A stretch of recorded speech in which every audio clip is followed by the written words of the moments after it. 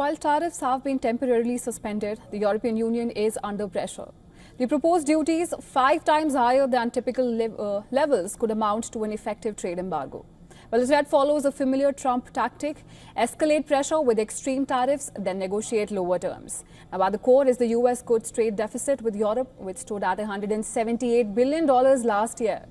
But the EU counters that when services like online advertising and cloud computing are included, the overall trade gap narrows to just $48 billion, roughly 3% of the global total trade.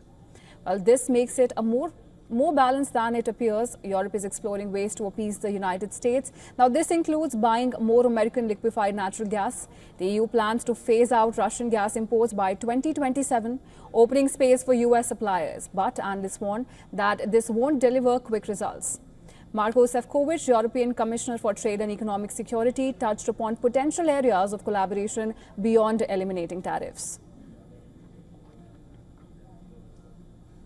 They're also discussing, especially with Secretary Latnik, how can we address the areas where I believe that we will be much better off if we would work together. I'm talking about our cooperation in the field of aviation, in the field of semiconductors, in the field of steel, in the field of different dependencies as well.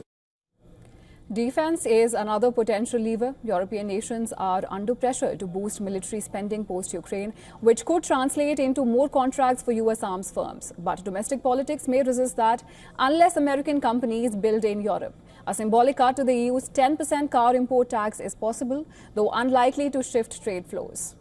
On agriculture, the EU is standing firm. It refuses to change long-standing bans on hormone-treated beef and chlorinated chicken, viewing food safety rules as non-negotiable. Well, the cost of failure could be steep.